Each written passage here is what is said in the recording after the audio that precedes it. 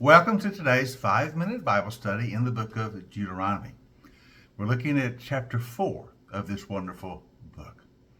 Now, in chapter 4, we saw yesterday that Moses really begins giving them the law, this sort of second stating of the law, the renewal of the covenant with them. We saw yesterday he reminded them that if they follow the law of God, his instructions for them, they will have a fruitful and a prosperous life. The law of God, the commands of God, the instruction of God is the pathway to the fullness of life. Now, before he gets into the specifics of the law, in chapter 4, Moses is going to remind them that they have received the law because of all that God has done for them. Everything about the covenant, everything about being the people of God, everything about the giving of the law is based on the fact that God has done a great redemption for them. It is God who brought them out of Egypt. It is God who formed them into a people. It is God who made covenant with them. And the law comes out of the fact that this is what God has done for you. He says this again and again throughout chapter 4. Notice in verse 7 of chapter 4 what he says specifically. What other nation is so great as to have their gods near them, the way the Lord our God is near to us whenever we pray to him? And what other nation is so great as to have such righteous decrees and laws as this body of law I am setting before you today? And Moses reminds the people, all the other nations, the nations of the Canaanites whose land you are going to take, they have other gods they worship. They're idols. But those idols are nothing. What other nation has a God like we know God, who has come among us, who is near to us? And when we pray, he answers us. What other nation has a God who is so near to us that he gives us instructions and laws and commands that we might live a full life? We are a particular kind of people, O Israel, for God has chosen us to be his own inheritance. He has revealed himself to us. He has redeemed us. And so he has given us his law. Remember that. One of the temptations that Israel will face is to become like the Canaanites in whose land they are going to enter. They're going to be tempted to go and worship their gods, their idols. And so Moses is saying, no other God is like our God. They're just idols. But our God has redeemed us. Our God is near to us. Our God has given us his law. So remember that. He goes on in verse 9.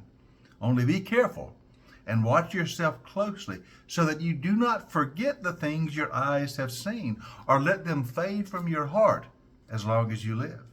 Teach them to your children and to their children after them. Remember the day you stood before the Lord your God at Mount Horeb, when he said to me, assemble the people before me to hear my words, so that they may learn to revere me as long as they live in the land, and so they may teach these things to their children.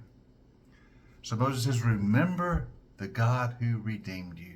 Remember the Lord. Don't forget how you stood at Mount Sinai and he spoke to you, how he made you his people. How will they ever forget? Well, when they enter the land of Canaan, there's going to be a temptation to forget the Lord their God and to worship the gods of the Canaanites. That temptation to idolatry will be a continuing temptation for Israel. And unfortunately, as we read their history, they often fell into that temptation. We know that. This is why Moses is so strong here, saying, remember that God is near you. Remember that he has given you his law. Remember what he did for you in redeeming you, what he did for you at Sinai in making you his covenant people, what he is about to do for you in taking you into the promised land. Remember and worship him. He goes on saying, verse 12, the Lord spoke to you out of the fire. You heard the sound of words, but you saw no form. There was only a voice.